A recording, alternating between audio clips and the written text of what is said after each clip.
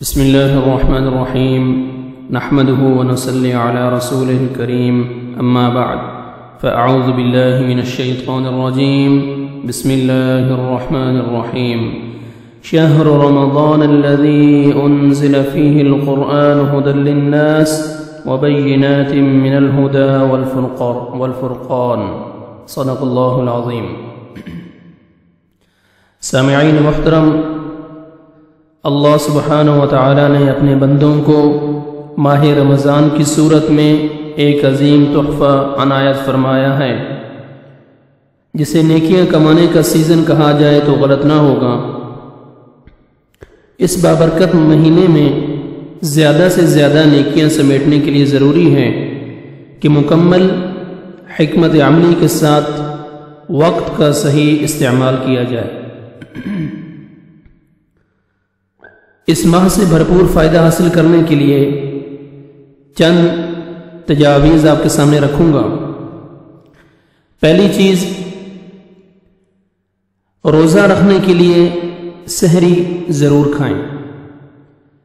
روزے کے لیے سحری کھانا صرف سنت ہی نہیں بلکہ اس میں اللہ سبحانہ و تعالی نے برکت بھی رکھی ہے، جیسا کہ انس بن مالک رضی اللہ تعالی عنہ سے روایت ہے کہ رسول اللہ صلی اللہ علیہ وسلم نے فرمایا، تسحروا فإن فی السحور برکہ، سحری کھایا کرو، اس میں بہت برکت ہے۔ اس لیے ہمیں چاہیے کہ سحری کے آداب کو ملحوظ رکھتے ہوئے سحری کا ہمیں اہتمام کرنا چاہیے، سحری ضرور کھانی چاہیے۔ اسی طرح 5 وقت کی نمازیں ہیں۔ نماز فجر ہو گئی، نماز فجر کی جو 2 سنتیں ہیں، آپ نماز فجر کے لیے ہونے والی اذان کا جواب دیں، پھر گھر سے وضو کر کے نکلیں۔ بہتر ہے فجر کی 2 سنتیں گھر میں ہی ادا کریں، کیونکہ یہ 2 سنتیں دنیا اور دنیا میں جو کچھ بھی ہے سب سے بہتر ہیں۔ حضرت عائشہ رضی اللہ تعالی عنہا سے روایت ہے، نبی کریم صلی اللہ علیہ وسلم نے فرمایا، رکعت الفجر خیر من الدنیا وما فیہا، فجر سے پہلے 2 رکعت سنت جو ہے یہ پڑھنا دنیا اور جو کچھ دنیا میں ہے اس سے بہتر ہے۔ اللہ اکبر، سبحان اللہ۔ تو فجر کی نماز با جماعت ادا کرے۔ رسول اللہ صلی اللہ علیہ وسلم کی حدیث ہے، من صلی الصبح فہو فی ذمۃ اللہ، جس نے صبح کی نماز پڑھ لی وہ اللہ کے ذمہ، اس کی حفاظت اللہ کے ذمہ ہے، وہ اللہ کی ذمت میں آ گئے۔ فجر کی نماز کے بعد نماز اشراق پڑھ کر گھر لوٹیں۔ نماز کے بعد اپنی جگہ پر بیٹھے رہیں۔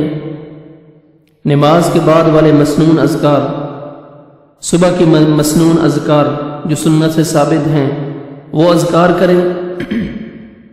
قرآن مجید کی تلاوت کرتے رہیں یہاں تک کہ سورج طلوع ہو جائے، پھر 2 یا 4 رکعت نماز ادا کریں، جیسا کہ سیدنا انس بن مالک رضی اللہ تعالی عنہ سے روایت ہے، رسول اللہ صلی اللہ علیہ وسلم نے فرمایا، من صلی الغداة فی جماعة ثم قعد يذكر الله حتى تطلع الشمس ثم صلى ركعتين كانت له كأجر حجة وعمرة تامة۔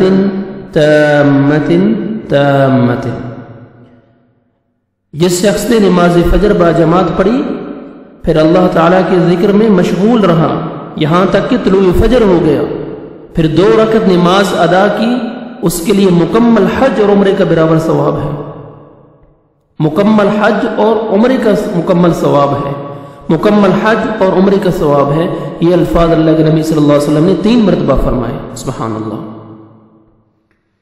اسی طرح آپ نے فجر کی نماز پڑھی، پھر نماز اشراق پڑھ کے آئے، پھر ایک ضروری چیز ہے کہ قیلولہ، دوپہر کو سونا کھانے کے بعد۔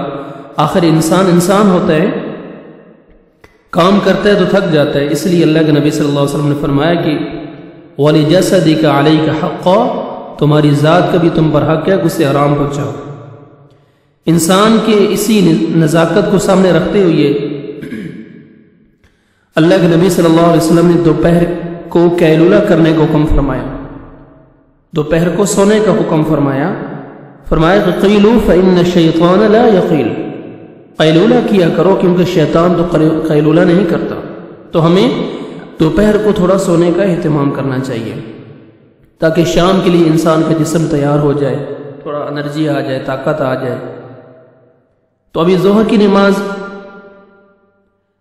نماز سے پہلے 4 رکعت سنت پڑھنے کا اہتمام کریں۔ ظہر کی نماز کے بعد بھی 4 رکعت نماز ادا کیجیے، کیونکہ ایسے آدمی کے لیے اللہ کے نبی صلی اللہ علیہ وسلم نے فرمایا کہ اللہ نے جہنم کی آگ کو حرام کر دی اس شخص کے لیے، جیسا کہ حدیث میں آتا ہے رسول اللہ صلی اللہ علیہ وسلم نے فرمایا من صلی قبل الظہر 4 وبعدها 4، من صلی قبل الظہر 4 وبعدها 4 حرمہ اللہ علی النار، جس نے ظہر سے پہلے 4 رکعتیں اور ظہر کے بعد 4 رکعتیں پڑھی، اللہ نے اس پر جہنم کو حرام فرما دیا۔ اللہ اکبر۔ اسی طرح نماز عصر آ جاتی ہے، عصر کی اذان کا جواب دیں، وضو گھر سے کریں، نماز کے لیے مسجد میں جا کر 4 رکعت نماز ادا کریں، کیونکہ ایسے آدمی کے لیے اللہ کے نبی صلی اللہ علیہ وسلم کی خاص دعا ہے۔ اللہ کے نبی صلی اللہ علیہ وسلم نے فرمایا رحم اللہ امرأ صلی قبل العصر 4، رحم اللہ امرأ صلی قبل العصر 4، اللہ اپنے اس بندے پر رحم فرمائے جو عصر سے پہلے 4 رکعت کا اہتمام کرتا ہے۔ سبحان اللہ۔ پھر باجماعت نماز عصر کا اہتمام کریں۔ اس نماز کی اتنی زیادہ اہمیت ہے کہ جس کی یہ نماز رہ گئی گویا اس کا سب کچھ برباد ہو گیا۔ اللہ کے نبی صلی اللہ علیہ وسلم کا ارشاد ہے کہ وہ شخص جس کی نماز عصر فوت ہوگی گویا کہ اس کا اہل، اس کا پورا خاندان، اس کا پورا مال برباد ہو گیا۔ اسی طرح مغرب افطاری کا وقت آ جاتا ہے۔ افطاری کے وقت اس کے مسنون آداب کو ملحوظ خاطر رکھتے ہوئے افطاری کریں، مثلا تاخیر نہ کریں، وقت پہ افطار کریں، بسم اللہ پڑھ کر کھجور سے روزہ افطار کر کے پانی پئیں، اس کے بعد دعا پڑھیں۔ اور پھر دسترخوان پر ایک گزارش ہے کہ دسترخوان پر اتنا ہی رکھیں کھانے کے لیے جتنی ضرورت ہے، حد سے زیادہ تجاوز مت کریں۔ کھانے میں اس قدر مصروف نہ ہوں کہ نماز مغرب بھی لیٹ ہو جائے یا گزر ہی جائے، ایسا نہ ہو، لہذا اس سے اجتناب کرنا چاہیے۔ پھر نماز عشاء اور تراویح کا اہتمام کریں، باقی نمازوں کی طرح پورے اہتمام کے ساتھ نماز عشاء ادا کیجیے۔ اس کے بعد امام کی ابتدا میں نماز تراویح پڑھیں۔ نماز تراویح میں خاص طور پر اس بات کا خیال رکھیں کہ امام جب تراویح مکمل کرے تب قیام چھوڑیں۔ اس کا فائدہ یہ ہوگا کہ ہمیں ساری رات قیام کا ثواب ملے گا۔ اللہ کے نبی صلی اللہ علیہ وسلم کی حدیث ہے کہ من قام مع الامام حتى ينصرف فإنه يعدل قیام لیلہ، فإنه يعدل قیام لیلہ، جو شخص امام کے ساتھ قیام کرے یہاں تک کہ امام فارغ ہو جائے نماز سے تو یہ ساری رات قیام کے برابر ہے۔ اللہ اکبر۔ اسی طرح رات کے آخری پہر خصوصی عبادات کا اہتمام کیجیے۔ رات کا جو آخری پہر ہے، تیسرا آخری پہر، اس لیے بڑی اہمیت رکھتا ہے کہ اس وقت اللہ سبحانہ و تعالیٰ ہر روز آسمان دنیا پر نزول فرماتا ہے، اہل دنیا سے خطاب کر کے کہتا ہے من یدعونی فاستجیب لہ، من یسألنی فاعطی لہ، من یستغفر لی فاغفر لہ۔ کوئی ہے جو مجھ سے مانگے میں اس کی دعا قبول کروں، کوئی ہے جو مجھ سے سوال کرے میں اس کو عطا کروں، کوئی ہے جو مجھ سے مغفرت طلب کرے میں اسے بخشش دوں۔ اللہ اکبر۔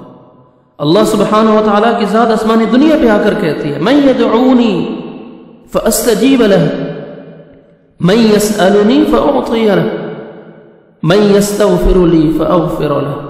اللہ اکبر۔ اسی طرح کام کاج ہونے یا بہت کم ہونے کی صورت میں روزے دار کے پاس بہت وقت موجود ہوتا ہے، ایسے میں ہمیں چاہیے کہ اس فارغ وقت کو قیمتی بنانے کے لیے قرآن مجید کی تلاوت کثرت سے کریں، ایک دوسرے کو نصیحت کی باتیں بتائیں، اولاد کی تربیت کریں، احادیث کتب مستند جو اسلامی کتب ہیں ان کا مطالعہ کریں، اللہ کا ذکر کرتے رہیں،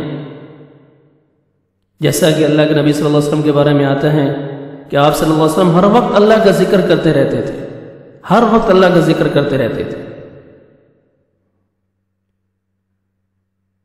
تو یہ جو باتیں میں نے آپ کے سامنے ذکر کی ہیں، اس کے علاوہ بھی ایسے اعمال خیر ہیں، مثلا باقاعدگی کے ساتھ قرآن مجید کی تلاوت کریں، نمازوں کے بعد مسنون اذکار ہیں، صبح شام کے اذکار ہیں، جمعہ کے دن سورۃ الکہف ہے، خصوصی طور پر جمعہ کے دن درود شریف کثرت سے پڑھیں، اللہ کے حضور زیادہ سے زیادہ دعائیں مانگیں، ممکن ہو سکے تو ماہ رمضان میں اللہ نے اگر طاقت دی ہے تو عمرہ کیجئے، کیونکہ عمرہ رمضان میں ثواب، اس کا ثواب اللہ کے نبی صلی اللہ علیہ وسلم کے ساتھ کی ہوئی حج کے برابر ملتا ہے۔ اپنے آپ کو گناہوں اور لغویات سے، فضول باتوں سے بچا کر رکھیں، دل کھول کر صدقہ و خیرات کریں۔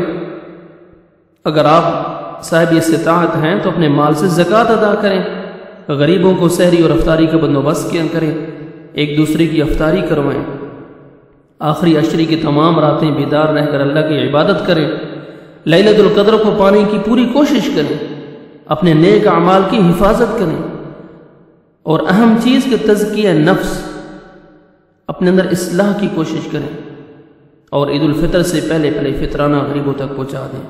اللہ سبحانہ و تعالیٰ سے دعا ہے کہ جو باتیں میں نے آپ کے سامنے ذکر کی ہیں، جو تجاویز میں نے آپ کے سامنے رکھی ہیں، اللہ سبحانہ و تعالیٰ آپ سے پہلے مجھے ان پر عمل کرنے کی توفیق عطا فرمائے۔ دعا میں یاد رکھیں۔ السلام علیکم ورحمۃ اللہ وبرکاتہ۔